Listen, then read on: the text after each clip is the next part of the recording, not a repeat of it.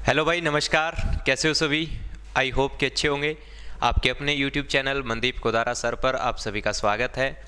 जो भी भाई पहली बार वीडियो को देख रहा है, चैनल को सब्सक्राइब कर लो, वीडियो को लाइक कर दो और बाकी बच्चों के पास भी शेयर कर दो अगर वीडियो अच्छी लगी है तो। ठीक है, चलिए टेलीग्राम का चैनल का लिंक दिया हुआ है नीचे डिस्क्रिप्शन में, वो भी ज्वाइन कर लेना। वहाँ पर सारे इन्फॉर्मेशन हमारी क्लासेस के रिगार्डिंग आती रहती हैं। तो चलिए प्यारे बच्चों, आज की इस क्लास में हम बात करने वाले हैं, जो कि काफ़ी बच्चों की डिमांड थी सर, कि गुरुजी यूनिट और डायमेंशन जो है ना, यूनिट और डायमेंशन जो है वो करवाई जाए। तो काफ़ी बच्चों की डिमांड थी कि भाई यूनिट और डायमेंशन करवाई जाए। तो आज की इस क्लास में हम इन्हीं चीज़ों के ऊपर बात करने वाले हैं मेरे भाई। हम बात करने वाले हैं यूनिट्स के बारे में, कि गुरुजी किसी भी चीज़ की यूनिट क्या होती है और वो कैसे हम यूनिट निकाल सकते हैं, है ना। तो आज हम यूनिट्स के बारे में बात करने वाले हैं और डायमेंशन कैसे लिखते हैं किसी भी चीज़ की, उसके बारे में बात करने वाले हैं। ठीक है मेरे भाई, चलिए। तो सबसे पहले बात आती है कि फिजिकल क्वांटिटी किसे कहते हैं, भौतिक राशि किसे कहते हैं। भाई भौतिक राशि, फिजिकल क्वांटिटी, आप लोगों ने सुना होगा सर, जो भी चीज़ या जो भी फिजिकल क्वांटिटी, जो भी राशियाँ जिन्हें माप किया जा सकता है, जिसको मापा जा सकता है। मापने का मतलब समझते हो भाई, ऐसी राशियाँ मेरे लाडलो जिसको मेजर किया जा सकता है, उसको हम बोलते हैं भौतिक राशियाँ। ठीक है, क्या बोलते हैं उसको? भौतिक राशियाँ, फिजिकल क्वांटिटी। और फिजिकल क्वांटिटी की बात करें मेरे लाडलो तो दो प्रकार की होती है, एक होती है मूल राशियाँ और एक होती है व्युत्पन्न राशियाँ। अब मेरे भाई, मूल राशि को इंग्लिश के अंदर हम लोग कहते हैं मेरे लाडलो, कौन सी यूनिट? Fundamental unit. इसको हम कहते हैं फंडामेंटल यूनिट। ठीक है, क्या कहते हैं इसको? कहते हैं जी फंडामेंटल यूनिट, फंडामेंटल यूनिट। और मेरे भाई जो व्युत्पन्न राशियां हैं, इसको हम बोलते हैं डिराइव्ड क्वांटिटी। ठीक है, डिराइव्ड क्वांटिटी। अब गुरुजी ये क्या होती है? फंडामेंटल यूनिट या फिर फंडामेंटल क्वांटिटी या फिर डिराइव्ड क्वांटिटी। ठीक है, व्युत्पन्न राशियां क्या होती है मेरे लाडलो? आप लोगों ने देखा होगा, कुछ एक ऐसी क्वांटिटीज होती है, कुछ एक ऐसी राशियां होती है फिजिक्स के अंदर, या फिजिकल क्वांटिटीज होती है, भौतिक राशियां, जो किसी दूसरी की मदद से नहीं बनती, जो किसी दूसरी राशि की मदद से नहीं बनाया जा सकता। जैसे कि हम एग्जाम्पल की बात करें मेरे बच्चों, जैसे कि हम एग्जाम्पल की बात करें तो भाई आपने सुना होगा जी डिस्टेंस। अब जो डिस्टेंस होती है, या फिर बात करें मेरे बच्चों दूरी, दूरी क्या होती है गुरुजी? दूरी अपने आप में दूरी होती है सर। दूरी के लिए किसी दूसरी चीज़ की ज़रूरत पड़ती है क्या? डिस्टेंस के लिए किसी दूसरी चीज़ की ज़रूरत नहीं पड़ती ना। तो इसीलिए हम इसको बोलते हैं फंडामेंटल क्वांटिटी। क्या बोलते हैं? फंडामेंटल क्वांटिटी, मूलभूत राशि। एक होती है डिराइव्ड, यानी कि व्युत्पन्न, जो डिराइव हो। जिस तरह से मैं बात करूँ स्पीड, है ना, मैं बात करूँ स्पीड। अब स्पीड क्या होती है? स्पीड अपने आप में नहीं है, अपने आप में स्पीड की कोई वैल्यू नहीं है। हाँ, स्पीड निकालने के लिए, चाल निकालने के लिए, स्पीड निकालने के लिए अपने को जरूरत पड़ती है मेरे बच्चों कि स्पीड किसके बराबर होती है? तो सारे बच्चे जानते हैं जी, डिस्टेंस अपॉन टाइम। क्या होती है? Distance upon time. समय बटा में दूरी ही हमारी क्या कहलाती है मेरे बच्चों? स्पीड कहलाती है, चाल कहलाती है। इसका मतलब यह हुआ मेरे लाडलो कि जो स्पीड है ना, जो चाल है, वो डिराइव्ड यूनिट है, वो उत्पन्न हुई है, वो डिराइव हुई है। किससे बेटा? वो दूरी से, और एक का दूसरा समय की यूनिट से, है ना। तो समय और दूरी का यूज करके, इन दोनों क्वांटिटी का यूज करके एक नई क्वांटिटी निकली अपने सामने, जिसको आप कह देंगे चाल। तो आप लोग समझे? क्या समझे कि फिजिकल क्वांटिटी दो टाइप की होती है, एक फंडामेंटल और एक डिराइव्ड। फंडामेंटल वो है बेटा जिसको किसी दूसरे की जरूरत ना पड़े। अब समय है, समय को मापने के लिए किसी दूसरी क्वांटिटी की जरूरत पड़ती है क्या? नहीं पड़ती ना। तो उसी तरह से दूरी है, समय है, ये क्या है? ये है फंडामेंटल यूनिट या फंडामेंटल क्वांटिटी। क्या है? फंडामेंटल क्वांटिटी या मूलभूत राशियां। और ये क्या है? ये है मेरे बच्चों व्युत्पन्न राशि। व्युत्पन्न मतलब डिराइव्ड। इसको डिराइव किया गया किसकी मदद से? इसको मेरे लाडलो डिराइव किया गया किसकी मदद से? डिराइव किया गया डिस्टेंस और समय से। आई थिंक समझ गए होंगे आप लोग, हाँ या ना। चलिए आगे बढ़ते हैं और जानते हैं गुरुजी यूनिट क्या होती है। ये तो थी भौतिक राशियों की बात। अब गुरुजी यूनिट क्या होती है? देखो, यूनिट या जिसको कि आप लोग हिंदी में मात्रक कहते हैं, ये कह रहा है किसी भी भौतिक राशि को मापने के लिए एक सदृश मानक का चुनाव किया जाता है और फिर इसके साथ उस राशि की तुलना की जाती है और इसी तुलनात्मक मानक को उस भौतिक राशि का क्या कहा जाता है मेरे लाडलो? मात्रक कहा जाता है, यानी कि इसको यूनिट कहा जाता है। हिंदी में थोड़ा सा अजीब लग रहा होगा आपको, मैं बता देता हूं है क्या। ये कह रहा है कि जो हम लोगों ने भौतिक राशियां समझी, जो हम लोगों ने समझा थोड़ी देर पहले कि जी हमारे पास ये दो भौतिक राशियां होती है, एक फंडामेंटल और एक होती है डेराइव्ड, यानी कि व्युत्पन्न राशि, और एक मूलभूत राशि। ठीक है, मूल राशि कह लो या मूलभूत कह लो, एक ही बात होती है। अब बेटा इन राशियों को मापने के लिए, इनको मेजर करने के लिए जो मात्रक यूज किए जाते हैं, जो मानक यूज किए जाते हैं, दिस इज कॉल्ड यूनिट, है ना। इसको मापने के लिए जिसका यूज किया जाता है उसको हम कहते हैं मेरे बच्चों यूनिट कहते हैं, मात्रक कहते हैं। ठीक बात है। जैसे कि गुरुजी, जैसे कि हम लोग बात करें यहाँ पर, अगर आपको डिस्टेंस को मापना है, दूरी को मापना है, तो दूरी को मापने के लिए आप किसका यूज करेंगे? आप यूज कर देंगे गुरुजी मीटर का यूज करेंगे। किसका यूज करेंगे मेरे लाडलो? आप यूज करेंगे भाई मेरे मीटर का। किसका यूज करेंगे? मीटर का यूज करेंगे, है ना।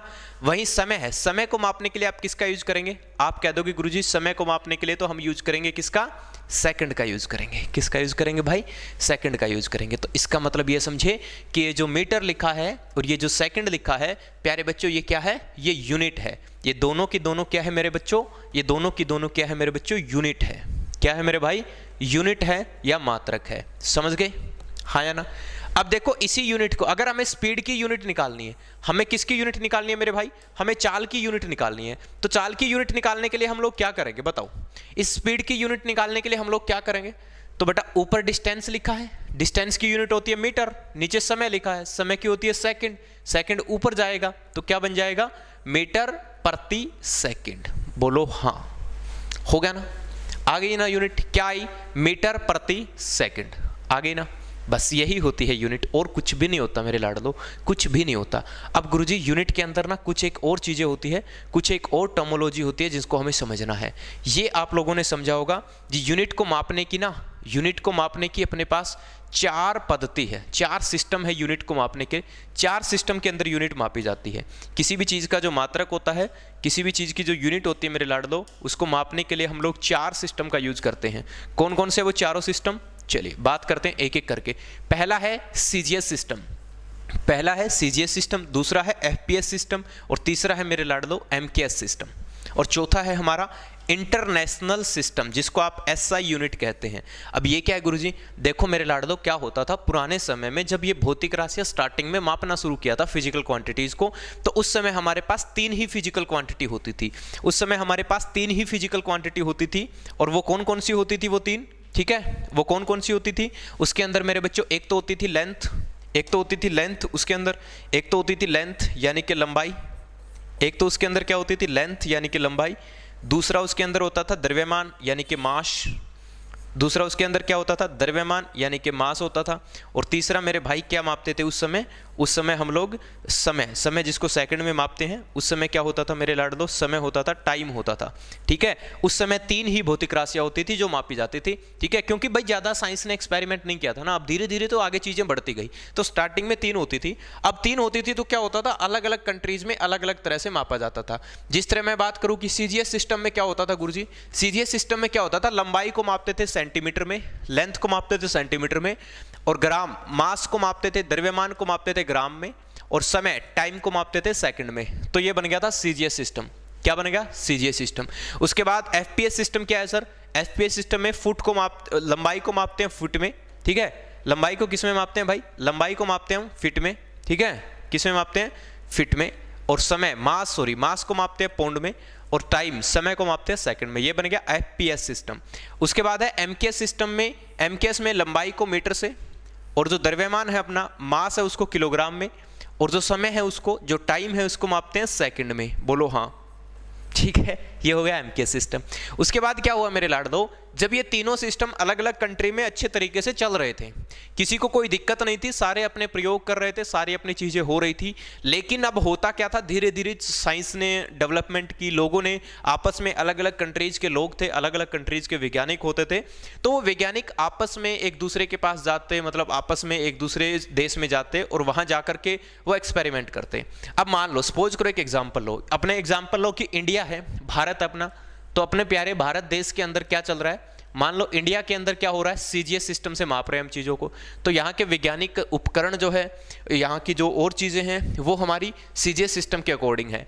हम चले गए किसी दूसरे देश में, हम चले गए मेरे लाडलो अमेरिका में, यूएसए में चले गए, ठीक है, यूएसए में चले गए। अब यूएसए में क्या हो रहा है, वहाँ पर एफपीएस सिस्टम चल रहा है, तो वहाँ उनकी मेजरमेंट है, वहाँ उनकी जो हैबिट पड़ी हुई है वो एफपीएस सिस्टम से है, ठीक है। तो हमारे वैज्ञानिकों को वहाँ जाने में, वहाँ जाकर काम करने में दिक्कत हो रही थी।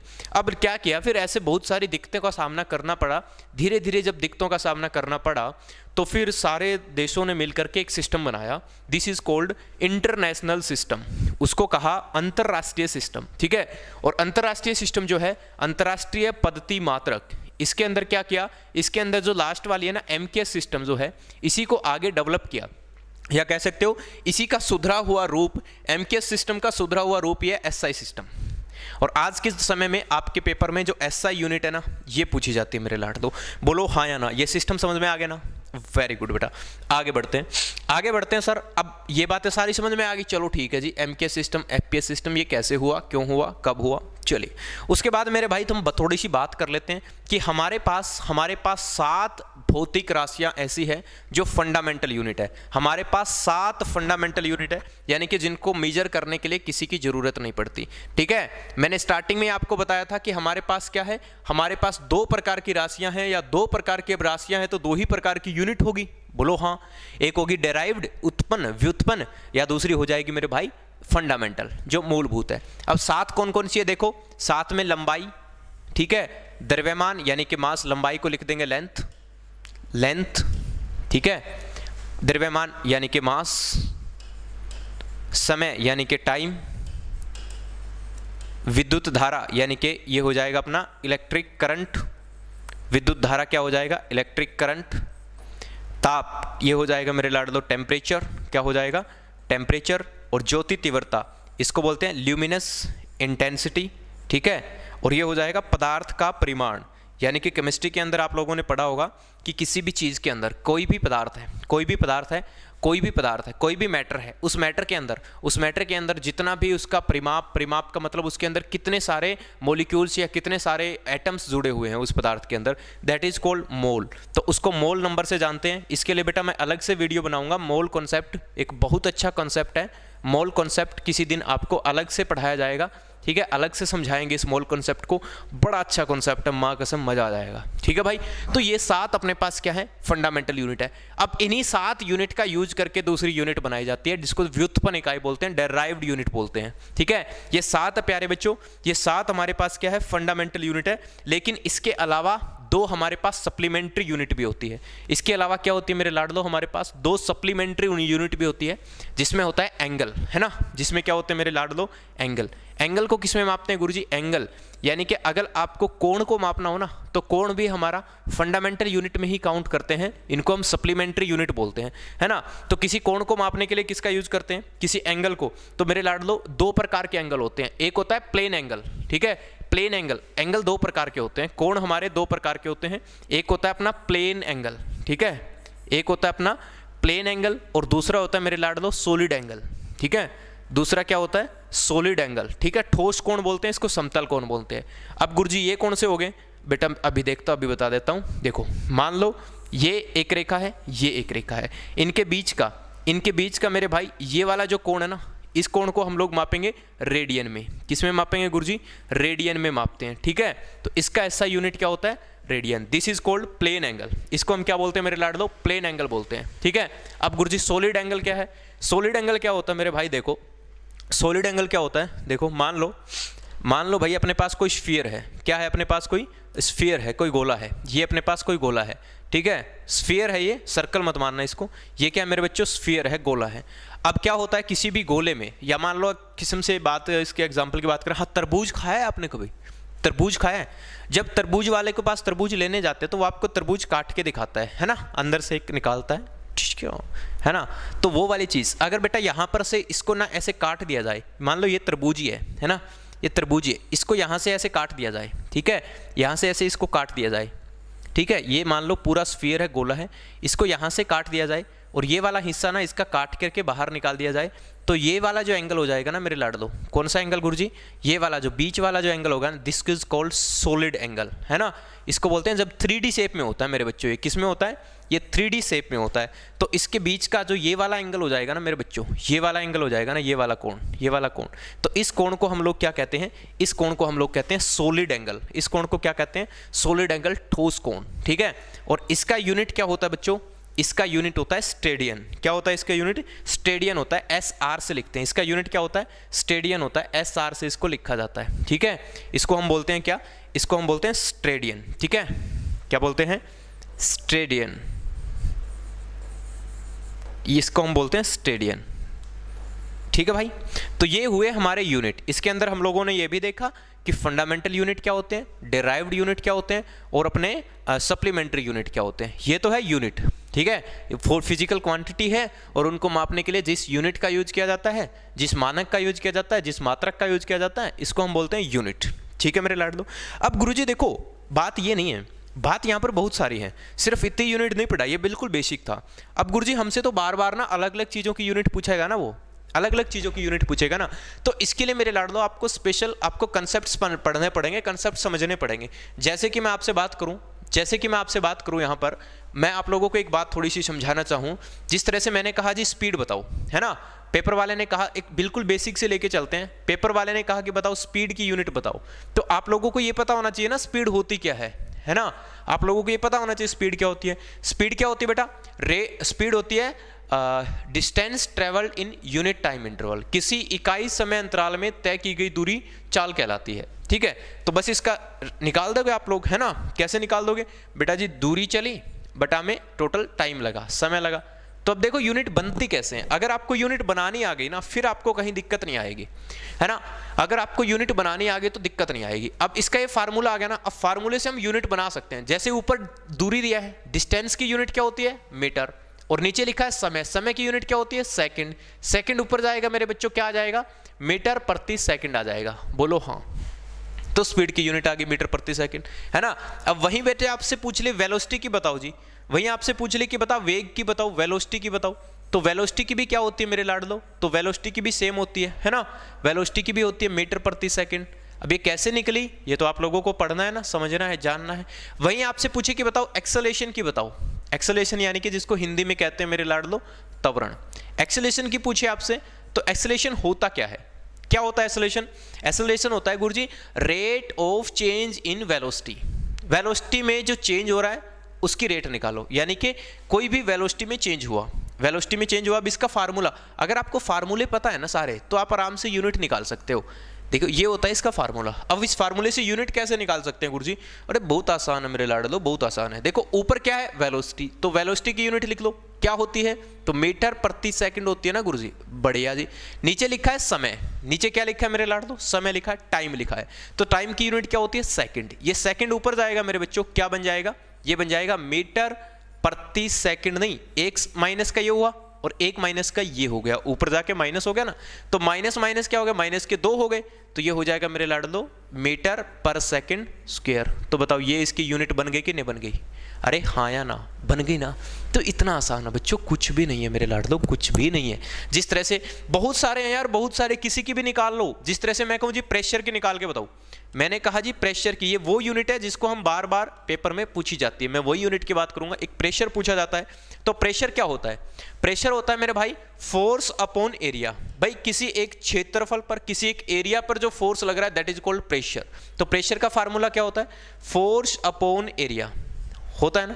अब गुरुजी इसके लिए अपने को फोर्स की यूनिट पता होना चाहिए। अब फोर्स की यूनिट सारे बच्चे जानते हैं, अभी निकाल के भी बताऊंगा। फोर्स की यूनिट होती है न्यूटन, क्या होती है, न्यूटन। और एरिया की क्या होती है मेरे लाडलो, मीटर स्क्वायर होती है ना। एरिया क्या होता है, लंबाई गुणा में चौड़ाई, यही होता है एरिया।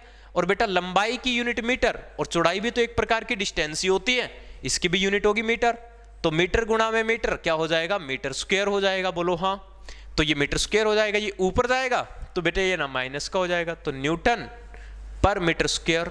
और इसी न्यूटन पर मीटर स्क्वायर को हम लोग एक और नाम से जानते हैं मेरे लाडलो, हम लोग इसको जानते हैं पास्कल के नाम से जानते हैं, ठीक है ना। किसके नाम से जानते हैं बच्चों, पास्कल के नाम से जानते हैं। ये देखो हमने प्रेशर की यूनिट निकाल दी। अब गुरुजी फोर्स की यूनिट अगर पूछे तो बेटा फोर्स की यूनिट भी कई बार पूछ लेता है, ठीक है। बल का मात्रक क्या है, फोर्स की यूनिट क्या है, ये भी पेपर में कई बार आई है, बल का मात्रक क्या है। तो बल होता क्या है, मैंने कहा अगर आपको फार्मूला पता है ना तो आप फटाक से भाई साहब चुटकियों में निकाल देंगे। कैसे निकालोगे बताओ भाई।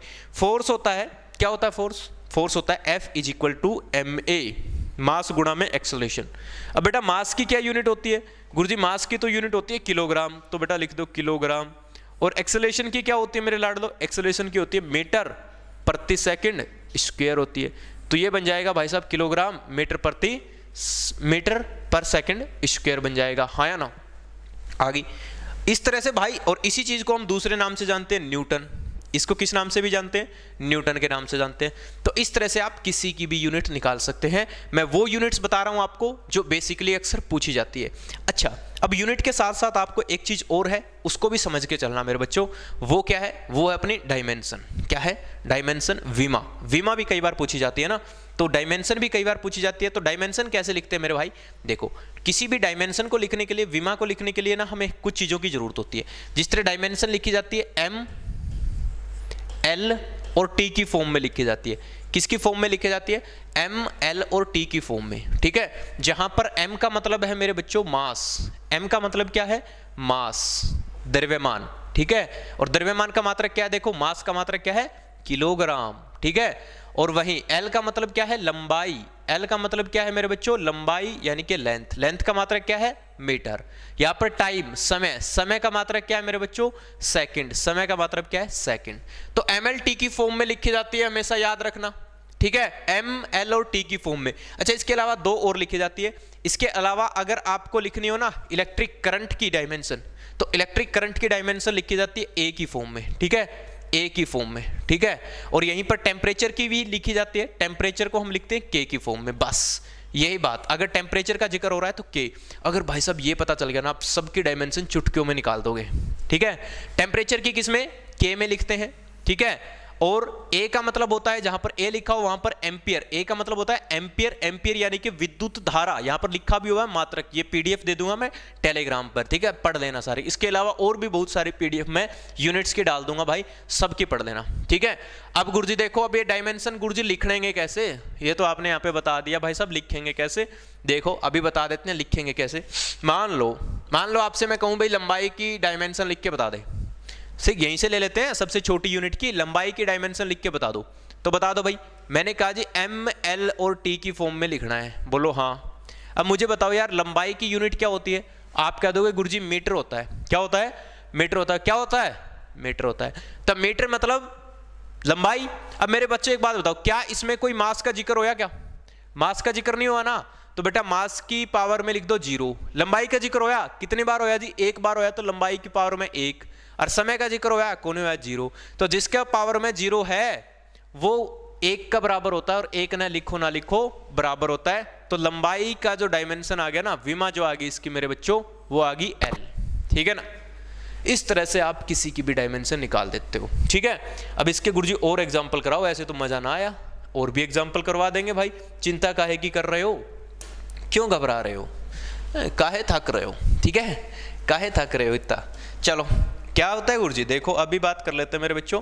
मैंने आपसे कहा, अच्छा एक कलर और आ गया क्या, कोई बात नहीं। मैंने आपसे कहा कि भाई साहब यूनिट लिख के बता दे तू मेरे को, किसकी, मैंने कहा कि बता तो डायमेंशन लिख के बताओ स्पीड की, किसकी, स्पीड की। विमाएं लिख के बताओ स्पीड की, यानी कि चाल की, ठीक है। अब स्पीड की यूनिट पता होनी चाहिए आपको, क्या होती है, आप कह दोगे गुरुजी मीटर प्रति सेकंड। मेरे भाई जमा बेसिक लेवल से करा रहा हूं, एक एक चीज को समझ के करना, ठीक है। यकीन मानना 101% आपको सारी चीजें याद हो जाएगी। अब मीटर प्रति सेकंड होती है इसकी, गुरुजी बिल्कुल होती है। तो इसकी डायमेंशन लिखोगे तो डायमेंशन किसकी फॉर्म में होते हैं मेरे लाडलो, M, L और T की फॉर्म में होती है। अरे हाँ या ना, अरे बोलो हाँ या ना, होती है ना। तो M का मतलब है मास, मास मतलब है किलोग्राम। अरे मेरे लाडलो एक बात बताओ, यहां पर कहीं किलोग्राम का जिक्र है क्या, नहीं है ना। तो अगर किलोग्राम का जिक्र है नहीं तो यहाँ पे पावर 0 हो जाएगी, ठीक है ना। उसके बाद है लंबाई, लंबाई का मात्रक होता है मेरे भाई मीटर। मीटर का जिक्र है क्या, बिल्कुल है गुरुजी, एक बार है, तो इसकी हो जाएगी 1, ठीक है ना। उसके बाद है समय, टी का मतलब है समय, समय मतलब सेकंड, सेकंड का जिक्र है क्या? बिल्कुल है जी। कितनी बार है? माइनस का एक बार, तो माइनस का एक हो जाएगा। बताओ ये हो जाएगी स्पीड की डायमेंशन, विमा हो जाएगी। बताओ निकाल दोगे कि नहीं निकाल दोगे? निकाल दोगे ना। जिस तरह से m0 L1 t-1। अब किसके पावर में 0 है वो लिखो ना लिखो एक ही बात है। तो यहाँ पर स्पीड की आ जाएगी L1 और t-1। बोलो हाँ, निकाल सकते हो ना। अब इसी तरह से किसी की भी निकाल दो भैया। अब पेपर में आपसे पूछा गया था ना, पेपर में आपसे पूछा गया था क्या? पेपर में आपसे पूछा गया था कि बताओ रजिस्टिविटी की, नहीं रजिस्टिविटी नहीं, इलास्टिसिटी पूछा गया था पेपर में। क्या पूछा गया था पेपर में? इलास्टिसिटी पूछा गया था। क्या पूछा गया था? इलास्टिसिटी। बताओ इलास्टिसिटी की मात्रक बता दो क्या होता है, इलास्टिसिटी की डायमेंशन बताओ और मात्रक, दोनों चीज बताओ। अब देखो यहाँ से निकल जाएंगे। अरे सब निकाल सकते हो भाई मेरे, फटाक से चुटकियों में निकाल दोगे सारी की सारी चीजें। कैसे निकालेंगे गुरु जी? वाह, ये तो अलग अलग कलर बदल रहा है हैं? चलो कैसे निकालोगे भाई? देखो ठीक है, मैंने कहा इलास्टिसिटी बताओ भाई। प्रत्यास्थता पेपर में भी पूछा गया था। प्रत्यास्थता, इलास्टिसिटी की यूनिट बताओ क्या होती है? बता दो इलास्टिसिटी की यूनिट। अरे बोलो हाँ, बता दोगे ना? सर जी इलास्टिसिटी का फार्मूला पता होना चाहिए, यूनिट अपने आप निकल जाएगी। गुरुजी फार्मूला क्या होता है? इलास्टिसिटी होती क्या है? इलास्टिसिटी का फार्मूला होता है बेटा स्ट्रेस बटा में स्ट्रेन। क्या होता है? स्ट्रेस बटा में स्ट्रेन। ठीक है, स्ट्रेस बटा में स्ट्रेन। स्ट्रेन होता है विकृति, ठीक है, विकृति। स्ट्रेस होता है प्रतिबल। तो स्ट्रेस की यूनिट क्या होती है? स्ट्रेस की यूनिट होती है पास्कल। ठीक है, जो दाब की यूनिट होती है ना पास्कल, वही होती है इसकी भी यूनिट। और बटा में स्ट्रेन, स्ट्रेन का बेटा कोई मात्रक नहीं होता, नो यूनिट है ना, इसका कोई मात्रक नहीं है। तो इसकी मात्रक क्या आ जाएगा मेरे भाई? इसका मात्रक आ जाएगा पास्कल। क्या आ जाएगा इसका मात्रक है? इसका मात्रक आ जाएगा भाई मेरे पास्कल। क्या आ जाएगा इसका मात्रक? पास्कल आ जाएगा। ठीक है ना। अब पेपर में क्या पूछा था? पेपर में पूछा था कि बताओ इसका मात्रक किसके बराबर होता है? तो पास्कल किसके बराबर होता है? तो सारे बच्चे जानते हैं भाई साहब पास्कल किसका मात्रक होता है? गुरुजी ये प्रेशर का भी होता है, ये दाब का भी होता है। तो ये लो भाई अपना बन गया काम, हाँ या ना। अब इसकी डायमेंशन पूछ ले आपसे, तो बताओ क्या निकालोगे? अब जो प्रेशर की डायमेंशन निकाले वही इसकी डायमेंशन होगी कि नहीं होगी? अब गुरुजी इसको डायमेंशन कैसे पूछोगे? मान लो वो पेपर ने पूछ लिया कि प्रत्यास्थता की विमाएं बताओ क्या होगी। अगर पेपर वाले ने पूछ लिया कि प्रत्यास्थता की विमाएं बताओ क्या होगी, इसके डायमेंशन बताओ क्या होगी, तो कैसे निकालोगे मेरे लाडलो? देखो कैसे निकालेंगे। गुरुजी ये क्या होते हैं? पास्कल। और पास्कल क्या होता है? दाब क्या होता है? दाब होता है जी प्रेशर। प्रेशर मतलब फोर्स अपॉन एरिया। बोलो हाँ, यही होता है ना मेरे लाडलो? बिल्कुल यही होता है गुरुजी। फोर्स यानी कि न्यूटन है ना, फोर्स यानी कि न्यूटन, और बटा में एरिया यानी कि मीटर स्क्वायर। अब गुरुजी न्यूटन का तो हमने कौन बेरा, अब न्यूटन की तो कदे बताई कौन है आपने, तो MLT की फॉर्म में बताई थी। तो बेटा न्यूटन किसके बराबर होता है? तो न्यूटन की तो आपको याद रखनी पड़ेगी, चाहे भले ही कैसे याद रख लो। फोर्स क्या होता है? फोर्स क्या होता है? मास गुणा में एक्सेलरेशन। फोर्स क्या होता है भैया? मास गुणा में एक्सेलरेशन। ठीक है, तो ये कई चीजें ऐसी है जो याद ही रखनी पड़ेगी। अब मास है, मास का बेटे किलोग्राम। ठीक है, अब ये मैं यहाँ पे निकाल के बता रहा हूँ इसीलिए समय लग रहा है, आपको इतना समय नहीं लगेगा। और इसकी क्या होती है एक्सेलरेशन की? मीटर पर सेकंड स्क्वायर है ना। अब ये यहाँ पे हो गया। अब यहाँ पे न्यूटन की जगह आप ये लिख सकते हैं बच्चों, न्यूटन की जगह आप लोग ये लिख सकते हैं कि नहीं लिख सकते? बताओ हाँ या ना। ठीक है, अब न्यूटन की जगह आपने लिख दिया भैया किलोग्राम मीटर पर सेकंड स्क्वायर लिख दिया है ना। और मेरे भाई यहाँ पर नीचे था मीटर स्क्वायर, हाँ या ना। अब बेटा मीटर स्क्वायर ऊपर जाएगा तो माइनस का हो जाएगा कि नहीं हो जाएगा? बिल्कुल हो जाएगा गुरुजी। ठीक है, तो यहाँ पर आ गया किलोग्राम। अब ये मीटर पर सेकंड स्क्वायर ऊपर माइनस का हो जाएगा, प्लस का एक पहले से ही है तो माइनस का एक बच जाएगा कि नहीं बच जाएगा? माइनस का एक, और समय क्या हो जाएगा मेरे लाडलो? स्क्वायर। अब बताओ इससे डायमेंशन निकाल सकते हो कि नहीं निकाल सकते? बिल्कुल निकाल सकते हो यार, क्यों नहीं कर सकते? बहुत अच्छा है, बहुत आसान है। देखो कैसे, MLT की फॉर्म में लिखना है ना, तो लिखो M मतलब मास, जिक्र होया जी एक बार होया। उसके बाद है L यानी कि लंबाई का होया जी, माइनस का एक बार होया। उसके बाद है T, टाइम का जिक्र होया रे, माइनस के 2 बार होया गुरुजी, माइनस का 2 बार। ये लो भाई इसकी डायमेंशन आ गई। बताओ कोई मुश्किल है? अरे मेरे लाडलो बहुत आसान है, बहुत आसान है, बहुत ज़्यादा आसान है। ठीक है, किसके आसान है? बहुत ज़्यादा आसान है मेरे भाई, बहुत ज़्यादा आसान है। अच्छा मैं आपसे पूछूं बेटा, कार्य की बता दो। कार्य की यूनिट क्या होती है? वर्क डन की यूनिट क्या होती है? कार्य की यूनिट बता दो, कार्य की यूनिट बताओ, वर्क डन की यूनिट बताओ। अरे बहुत सारी चीजें मैं PDF डाल दूंगा, आप पढ़ लेना उसको है ना, खुद से प्रैक्टिस करना, नहीं दिक्कत आए तो तुम्हारा भाई है ना। ठीक है, कार्य की बताओ, वर्क की बताओ। अब गुरुजी वर्क क्या होता है ये बताओ पहले तो हमें। वर्क क्या होता है, कार्य क्या होता है बता दो। कार्य की यूनिट क्या होती है बताओ। कार्य का यूनिट होता है मेरे भाई कार्य, वर्क डन किसे कहते हैं बताओ।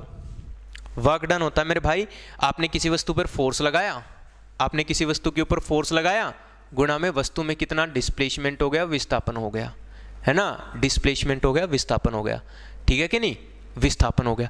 अब बेटा फोर्स की होती है न्यूटन और डिस्प्लेसमेंट की क्या होती है मीटर, तो ये क्या बन गया मेरे लाडलो, ये बन गया अपना न्यूटन मीटर।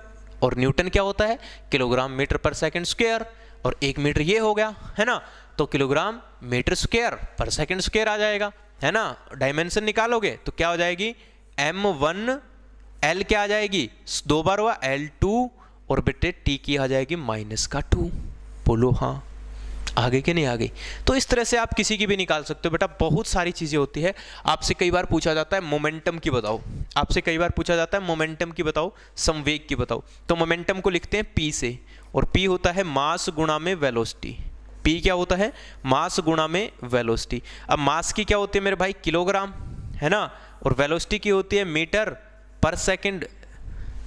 ये हो गया भाई साहब, हाँ या ना, बस कोई दिक्कत ही नहीं थी, बस यही काम था। अब इसकी डायमेंशन निकाल दो, इसकी डायमेंशन निकाल दोगे आप, मास 1 बार होया जी, और मीटर, मीटर मतलब लंबाई, लंबाई कितनी बार भाई, 1 बार। समय, समय हो गया गुरुजी -1 बार, बस ये इसकी डायमेंशन आ गई।